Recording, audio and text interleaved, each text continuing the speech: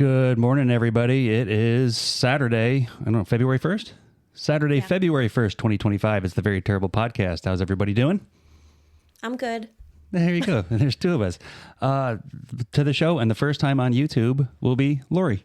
That's me. She's real. She's been on the show before, and she's always happy to help and happy to support. And actually, I think this is more your idea than mine. Yeah. You know, she came up... I, with slight reluctance, offered to do it because of the not so much the voice part. I don't mind doing that, but the video. We'll have to see how this goes. You might end up being famous. Yeah. I noticed, though, when I look off to the side, when the song was playing, we both were going like this. Like this. That's what we do. We dance. We dance with people. If you really look back, Dave does it too. Okay. All right. Well, everybody kind of does it. It's sketchy. It is sketchy. Yeah. And so she was on, let's see, you've been on, 2 or 3 episodes audio-wise before we got back to video. And the difference being is that, like, B, when she's on, she doesn't want to be on video at all, which is fine. So we put her off to the side. And then, so you're in the hot camera. You've actually made videos on YouTube before, right? Yeah, but where am I supposed to be looking? Well, it depends. I mean, you can look at me. Should I look here? Should I look straight? You can do whatever you want. No, because then they just see. Well, yeah, but that's what they see, right? Oh. That's what they see. So if you look at the camera and you point at them like this, like I'm pointing at you, YouTube fans. Okay. So there's Do the that YouTube again. fans. Let me see. Do it again. Like if I point to them, that's the YouTube fans. I'm If I just point looking over over there to here, see what it looks like. the laptop's over on that side. All right. So I kind of, they like seeing behind the scenes stuff. That's why if you like and subscribe to the YouTube channel, you can see some of the behind the scenes before and after every episode. You can kind of get they like the authentic part of it. Like when you watch, that's the best part. Like before we were starting, I was working on my grocery. Oops, sorry, I hit. It's all right. My grocery list. Yeah, I have a whole page of notes, and as I tend to over prepare for everything, and I looked it over and I said, "Well, look at that, you have your own notes." And she's like, "No, that's just the grocery list." So because when we're done, I'm going to the store. Right, real life takes over, and that's kind of the beauty of it all. Where we talked about people that we talk to and the people that get married and all the different marriage and tips advice that we come across. And some of it, so real life is just not what you see on television. And that's what it is. The highlight of the day will be the grocery list and, getting the weekend underway. Speaking of getting things underway, let's play some commercials.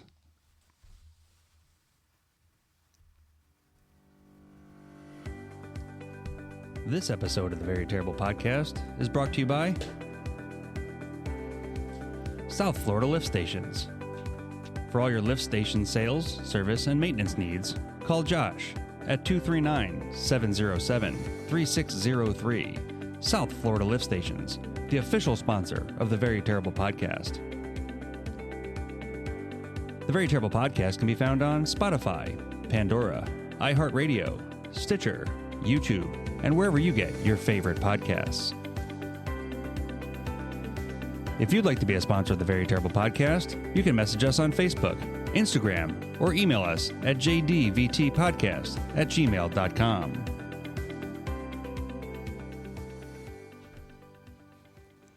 And as always, we thank South Florida Lift Stations for their continued support and making this the best product it can be.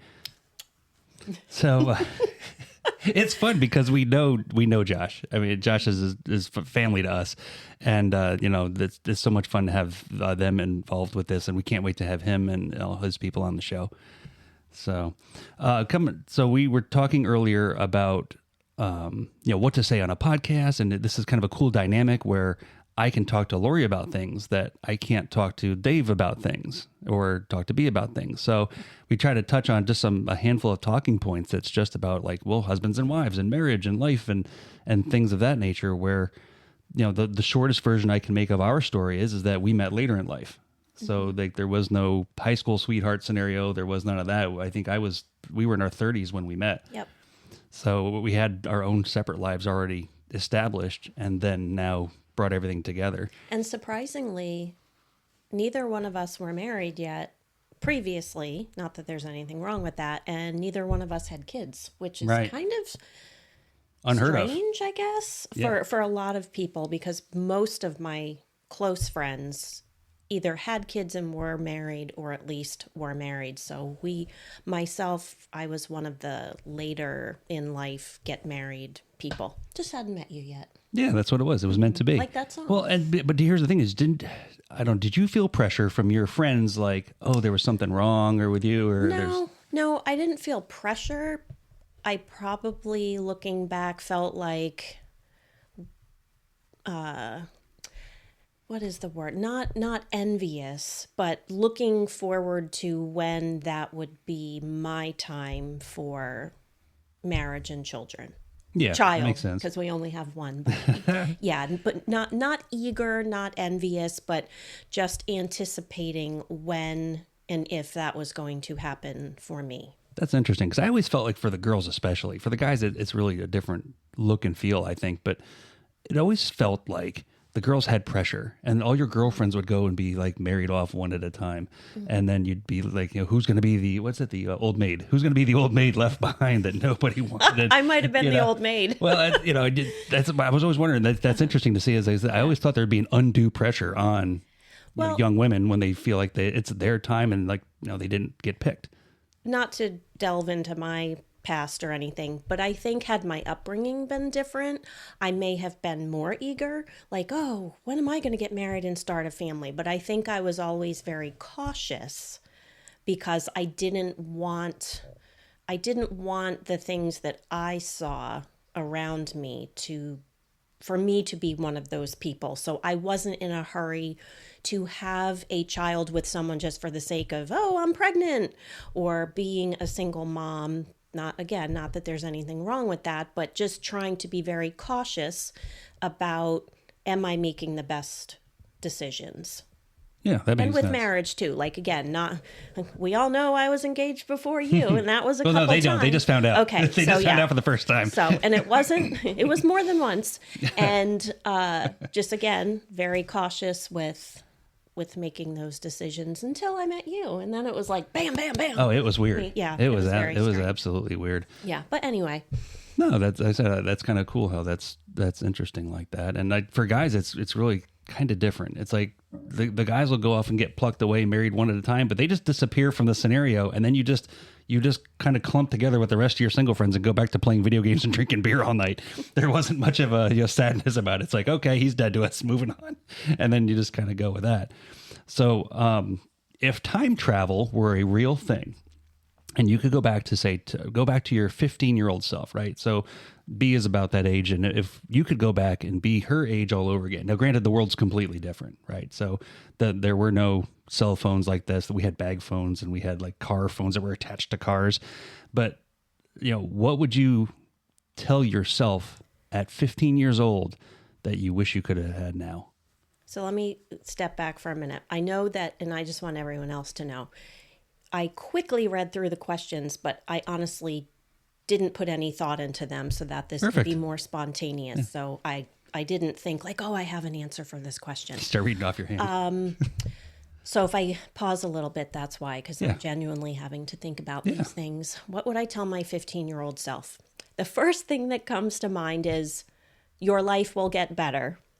And the nice thing for me as a parent to our daughter is I hope that she feels now like my life is great, not, when is this going to get better? But that, sadly, in a way, is the biggest thing. But I'm very appreciative for how much better my life became once I had more control over it, which was when I was a little older. Yeah. And I thought for me, because the first place my place goes is stock tips. Go buy Apple. Apple was like $2 a share back in the day. Yeah, or Amazon. Oh, Amazon when it was a bookstore? Yeah, I mean, we had no idea. But you can't do that, right? That's cheating. It's not part of the game.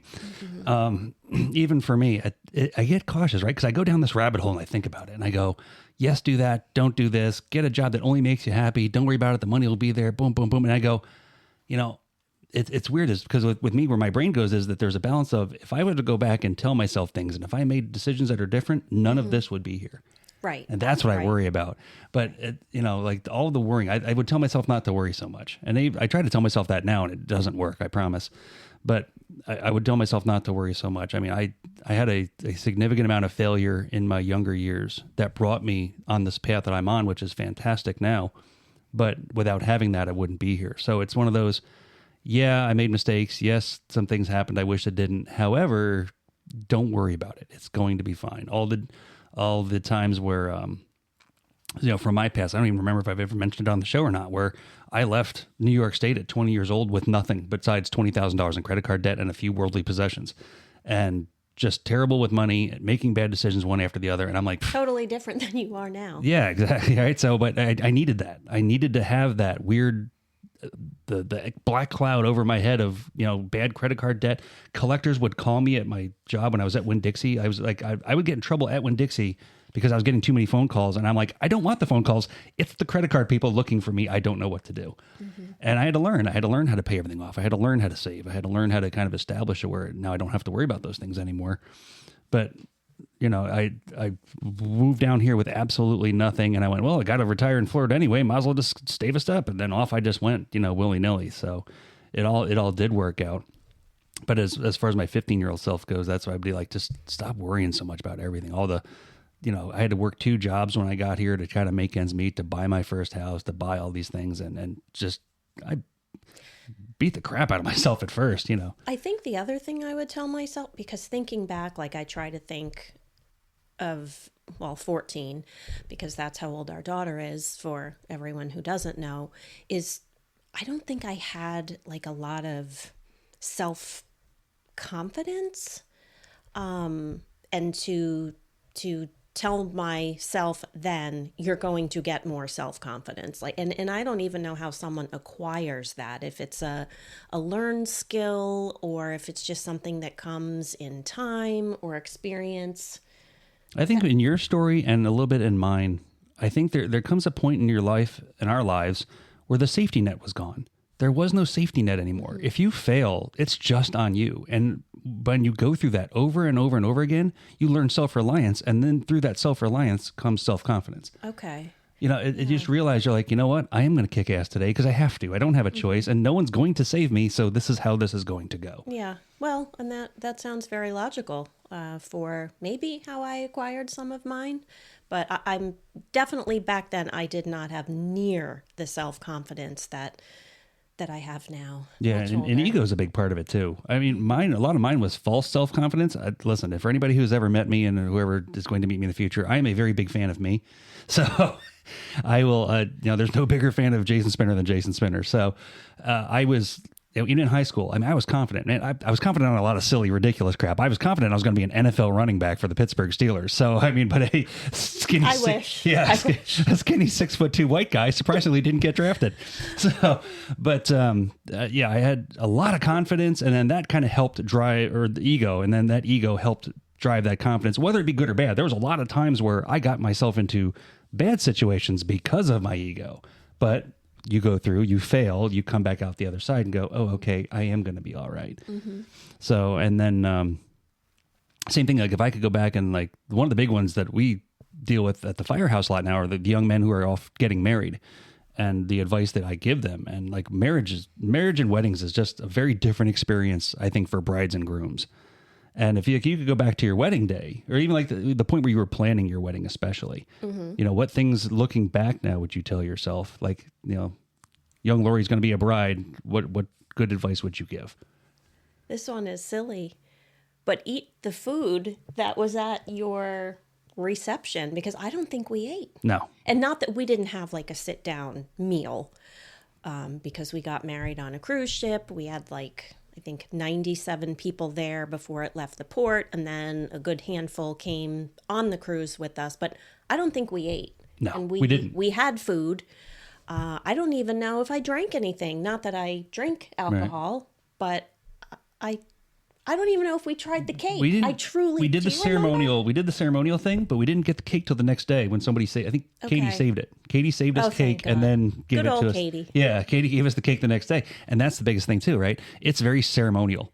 Go here, stand there, picture, do this special dance, make a speech, boop, boop, boop, boop, boop, boop, and you get done, and you're like, oh God, it's over so fast. Mm-hmm. You don't get to do anything. It's your wedding was for everyone else almost, so you're right. Not eating the food was actually really a big one. Yeah. I would have liked to have eaten the food, which is funny to say, but yeah. Other than that, I don't know what was Tell me again the question. So what like, would I do differently? Yeah. So All as right. far as like, young Laurie is planning a wedding and making making the lists and picking the decorations or whatever it is that you did. And here's the thing I tell husbands is it's her day. It's the bride's day. Just be supportive. You don't need to pick a centerpiece until she tells you to. You don't need to do things unless she tells you to. Don't get in the way. This isn't something that we could have done differently, but I would have liked to have had like all of our wedding pictures digitally. Was that an option back then? I don't think it was. No, it was the CD. We have them on CD. Are you serious? Yeah. Oh We've got the God. actual. That's We've got the terrible that CDs. I didn't know that. Yeah. But I good did luck not finding know it. But that. good luck finding it. I mean, I think our old computer still has the disc drive in it. But good luck finding a CD player you can put them in. We need to look at those. Yeah. I legit did not know that. All I thought we had was the book for the pictures that we paid that were printed that we put in. I remember it being you got that as part of a deal because something wasn't advertised properly. So we were supposed to get the disc and the book, and Do then you know where the disc is? Yeah, I think it's up there on the top of the. Okay. I think it is. That'll be fun to watch. Yeah, there we go. We were a lot younger back then. Yeah. It's been the years go by so. But anyway, quick. what was your answer? Mine would have been once, like I tell the guys now, I said, don't get in the way. It's the bride's day. Mm-hmm. Be supportive in every of the decisions. Doesn't matter if you like it or not. You're not going to remember this day anyway. You're gonna know what happened, but it's so ceremonial and you get drug around. Well, and I may have been an atypical bride because I didn't. One of the reasons we got married on the cruise ship before it left the port was I didn't want to have to go taste cakes at different places or meet with DJs or pick out flowers from multiple places. I just wanted, here's your list of options. Go ahead and pick from these. So it was more Streamlined? Yes. That whole experience of, the wedding stress, I probably had some. You probably did too, but I didn't have the feeling of, oh my God, I just can't wait till this wedding because I want all this preparation to be over with. Yeah. So, yeah. And then just a shout out because I'm thinking of it. Alicia did my hair, which was a huge help because that was the other thing. Like, what am I going to do with my hair? So she did a great job. I felt the same way with mine. It was like, what was I going to do with it? So pretty much it was a tad longer then, not much. Not much. Which is funny because when you're like, oh, my hair's so long, and I look at you and I'm like, it doesn't really look that different, but it's your head, not mine.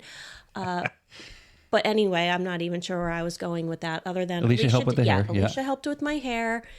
I went to one dress shop, found the dress that I wanted, got that dress. Katie came with me for that. And then the invitations, and we made the invitations. It was Katie, me, and I believe Mary, her mom, Katie's mom, helped with that. And that was like the biggest thing. Other than that, it was okay. Pick from these types of cakes. Do you want music? Do you want this or that? And yes, no. And yeah. And do you ever talk to your girlfriends about like the price of weddings? Outrageous. No. Outrageous. We had a guy just got married at work a couple months ago, $30,000. I'm like, are you out of your mind? Hopefully the next one will be cheaper. The firemen have a hard time staying married. They get divorced you quite a better bit. watch out then. That's true. I'm kidding. No. What? How many? We've been married in 2006. 2006. All right, Well, it'll be 19 years coming up. Okay. Yeah. Yeah. Like that.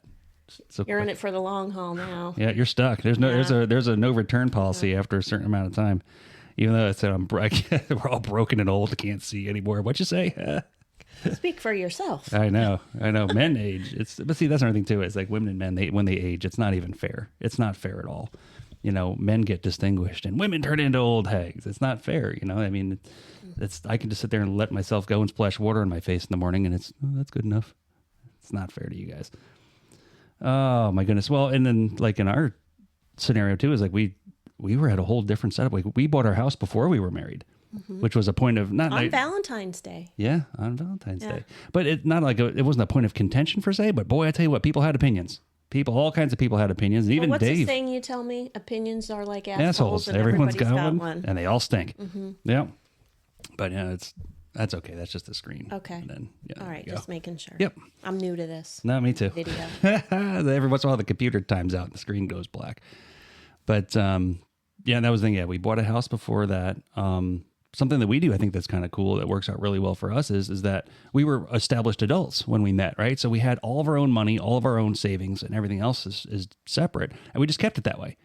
And like when I talk to the younger couples, especially when they get together, everyone piles their money together and then they'll bicker and squabble about, well, he went into the credit card and bought this and she went into the checking account and bought that, and they don't talk and on and on. We don't have any of that.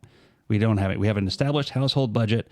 It's set up. The household bills get paid. All of our other money is separate. Amazon shows up every day. I don't have to worry about it. It doesn't really affect. Not every day. It's a lot of days, but it's not. He's like, hey, Jason, how's that? But it's a convenience. It is. I love having Amazon. If I'm like, oh, I want Laffy Taffy banana sticks, I just go click, click, and they're delivered. I can't even find them in the store. So thank goodness I can do that. Yeah. Anyway. No, but that's what it is. And that's so the two things married couples fight about is money and sex. And I figured out the money part. So that's why I tell everybody. I said, the sex part, I can't help you with your advice, but you guys do what you need to do. Yeah. All I'll say on the sex part is men typically want way more. Yeah. Well, yeah. From my experience, than seems practical with life, with a child and work and things that have to be done. But good for you, because I always know that you're attracted to me. So anyway, I digress. Go back. Yes, absolutely. I am very much attracted to you. Let's see. And then, and I would also tell that young married version of myself is like, get all the stuff done you want to get done. And which we did, I think, before B came along, and I think that was a big thing too. Is like, there was no, oh, we're having a kid. Oh, I can't do X, Y, Z. We did everything. We went on trips and cruises, and we bought our house. We bought our cars. We paid for all these things. We had savings. We checked all these like weird boxes that you wouldn't think about. But then you meet like a young couple, or even a couple that has, their kids before they're married, and you're like, whoa. And I'm looking like, boy, my scenario is way easier than that, so. Well, and we waited, 3 years Yeah, before 3.5. we started trying to have kids, because I think for me at least, and you at the time, unless maybe you felt differently and I didn't know, our life is wonderful now, and it's such a blessing to have Bella, but we were like, oh, our life is so good. Are we ready? Do we want to bring a baby into this, knowing it's going to change the dynamic? And I think we would say, okay, in 3 months, we're going to talk about this again and see. We're very structured. We're a very structured couple. We both have trying. And then finally it was like, oh God, I'm not getting any younger. Like, we're going to have to do this soon, because if there's any complications, or if this takes a long time, which it didn't. I think once I went off my birth control, it was like month 3. Yeah. And surprisingly, because I had always heard, not sure if it's true, but if you're on birth control for a long time, that it may be harder to get pregnant, but I don't think that was the case. So thankfully, we have our little blessing. Yeah, daughter. And I think that is funny how you brought that up, because I tell her I tell B all the time. I said there was an actual conversation at a dinner table that says, "Hey, are we doing this or not?" Because it's like yes or no, and we're if you do, you feel like you're on the clock, because there are a lot of complications that come with older couples trying to have kids. But no, that was the thing too. Is like there was never a point where like we made that decision knowing that's what we wanted. And it's funny how you mentioned it too. I like how you mentioned it, because like for the way you just described it, that's what I would describe like the bottom up mentality of looking at things. Like, we're going to bring a baby into the family. We're going to do this. And I'm thinking the other way. I'm thinking from the top down going, man, this world is really screwed up. If I want to bring a kid into this world, so you were looking at it from the family outwards. I was looking at it from the world inwards. But I think between the both of us, it looks like we made the right choice. And in an odd way, thinking about like my upbringing, which everything there was spontaneous. Like, I had very little control over anything because of the parents that I had, or lack thereof. So I think as I got older, knowing I didn't want that anymore. Right. I think that led to me being as structured as I am, because I look back and I'm like, how did I turn out this way when the environment around me was so different? And I just think that I saw what I didn't want, and then I said, okay, I'm going to do everything possible to not have that controlled chaos in my adult life. But yes, I'm very structured, very much a planner, except when it comes to vacations. If anybody's like, hey, you want to go on vacation? I could care less where we're going. Tell me what ticket to buy, when to be there, what to pack. Yeah, and I will that go. is true. That is one of your qualities. Yeah, regular life, I do like looking ahead. Okay, what's on the agenda this week? What do we have to do? Anyway. Well, and you'd mentioned a lot of the stuff that you do, especially with the environment that you provide for B, is that I can see when you make decisions that you're going, not like mine, not like my past. And, a lot of things you've mentioned was when she always was, we like to have her friends come here. Like, this is going to be the meeting house. Mm-hmm. We bring the friends here. We have social events here. We make it very comfortable for all the friends that show up. And that's something that, like, maybe you didn't have. So that's why you provide that for her. And the same thing, even the stuff that I do, a lot of times is like my stuff's more like really rigid. Mine's like, education about money. Like when we had COVID, I had B in here at 10 years old. She was picking her own stocks for her own stock account because I'm like, these are the things I wish I knew back then. And that's what it is. So I think between the both of us, we've really got a good environment for her to be successful. So. Definitely. Or at least I hope so. We'll see. So far, so good. So far, so good. Yep. Let's see. What would you say are the best and worst parts of being married? Oh, the best thing, of course, is you. Oh, I got a button. There you go. Correct answer. That nobody knows me better, and I can totally be myself. Especially after all these years. I don't have to think, I just offended him by what I said, or I can easily apologize if I screw up. That's very nice, not having to feel like you're walking on eggshells of, anyway, I think we not that we don't have disagreements sometimes, but I think we get through them quickly. We don't let things fester. Right. The worst part of being married, I think I'd like to not that I'm adventurous by any stretch, but I would like to, sometimes when it comes to like vacations and things, I think you're more financially conscious of things, and I'm more like, let's go. Yeah. Where can we go? And you're more like, okay, where can we go? But how much does this cost? And I'm thinking of the experience. And for me, it's not that we have money growing off trees, but I'm like, we'll find a way to make it work. Whereas you're more, let's think about it more and maybe more reluctant. Yeah. Not maybe. You definitely are more reluctant too. I'm a lot more reluctant. I think my first thing is, yay, let's go have some fun. And yours is, how are we going to pay for this? Yeah, how do I get the time off work? How are we going to pay for it? Who's going to watch the dog? Yeah. But see, and then so for me, that's one of the best things about it is because in a marriage, you have to have somebody who challenges you once in a while and makes you get outside your comfort zone. And that's what you do for me. So like just talking about a thing like a vacation, it's like that little yin yang sign there where it does the little circle with the swirly in the middle, right? There's things that I do that I'm like, okay, it checks my boxes, but then I'm like, man, I'm really not comfortable doing whatever it is. But then you make me go outside that comfort zone and I see that it's okay. And I went, all right, had I not had that, then I wouldn't have that experience. Yeah. And I think that's one of the best parts about being married is that, you can have someone who can give you that safety net to say, okay, you can go outside your comfort zone. Or even like you being here today is you supporting my crazy idea, since I can't get on the real radio, that, this is it. So you're going to help support me on that. So that's kind of like, maybe you're not comfortable being on the camera, but you're here and you're really not yet. Yeah, but you're doing anyway. It. Right. So that's kind of the beauty of it. I agree with the whole thing about you can be yourself. It's fun having someone you can poop in front of and talk. Don't make it sound like that happens often. No. But if we happen to be like, hey, Jason, and he's in the other room on the toilet, it's like, I'll come back. And we have open doors when it's just us in the house. When I'm not at my best, or I had a bad day at work, or if I'm not the best me I can be, I have someone who can forgive me for that, who understands and who gives me the time and the space to be able to recharge and come back and do better the next time. And then the worst? Some of the worst parts about being married is that, at least for me, is that I always feel like I have to provide everything that everybody wants all the time.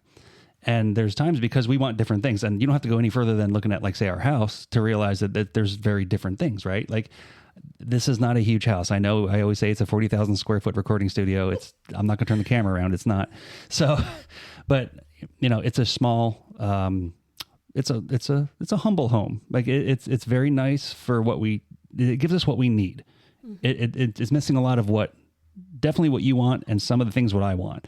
Right. I mean, like, to have an extra bedroom where I can just leave all the stuff up all the time would be amazing, and to have that.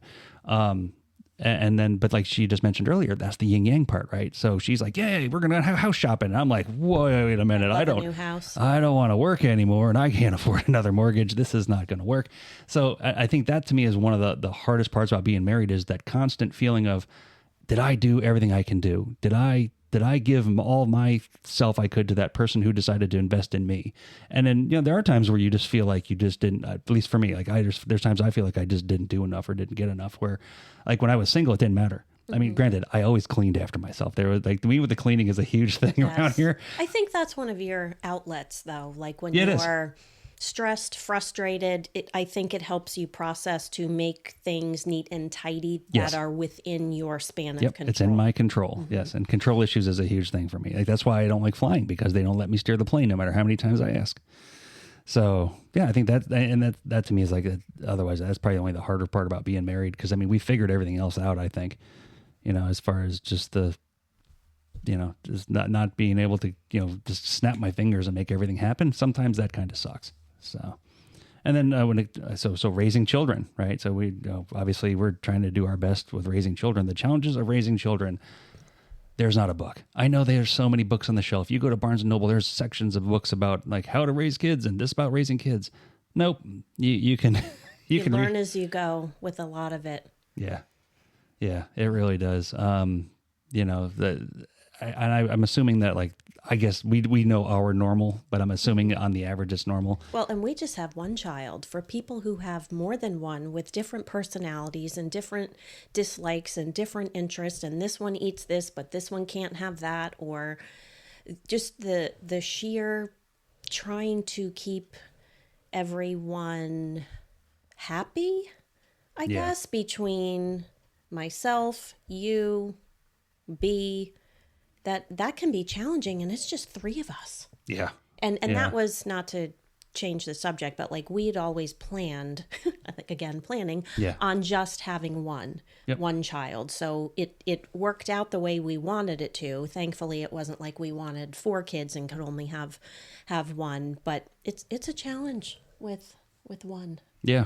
And she's a great kid. Yeah. But so many things have come up as her mom that I never even knew I'd have to think about, like, to make a decision or try to navigate a pathway, like her couple broken arms and the surgery and the second surgery, and just trying to figure out what was best for her with knowledge, but also limited knowledge, because it was just, nothing that could be put in a book.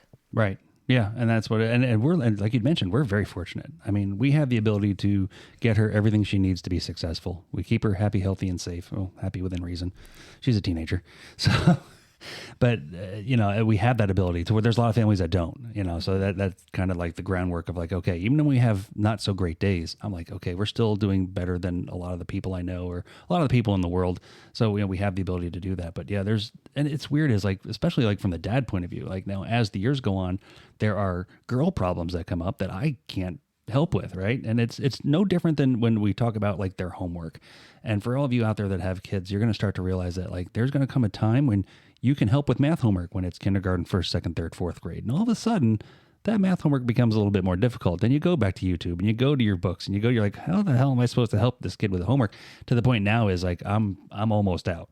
Like, there's a whiteboard in B's room that we do math on, and it's to the point of, like, okay, it's to the point of, I've watched a YouTube video, I don't remember how to do this. Let me see if I could figure it out and help out. And very soon, I think we're out. Yeah, but we're very fortunate that she is so smart that she doesn't need a lot of help Yeah, she doesn't. No, she She really actually helps doesn't. teach her friends, which is Yeah. hilarious. She helps teach her friends, and I think the teacher had her help. One of the substitutes had her help teach in the class not too long ago. And that's something when you have kids, you don't know what kind of child you're going to get. Are you going to get an outgoing one or an introverted one? Are you going to get one who is smart or someone who maybe has challenges that you have to help them work through that? But every child or person has their gifts, and then also has their areas that they need help with. Yeah, and as the years go by, the shift of help is more on you than it has been before, because it's like, it's a lot of girl problems, and there's new clothing that I don't know how to wash it right, and then there's different like fashion. I don't know fashion. I don't. This is, yes, very fashionable T-shirt that you could also buy. We're gonna set up a sticker mule store pretty soon. I didn't put mine on. That's all right, but so I help with the money, and I help teach her how to drive, and and at the end of the whole thing really is, I just want to put out a good person into the world.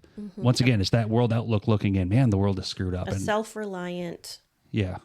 person who is going to be respectful and kind and have a peaceful, successful life is what I want for her. Yeah, absolutely. And then, and one of the new dynamics that we face, and I'm sure all of you who have teenagers face it well, is the new world of social media that we did not have as kids.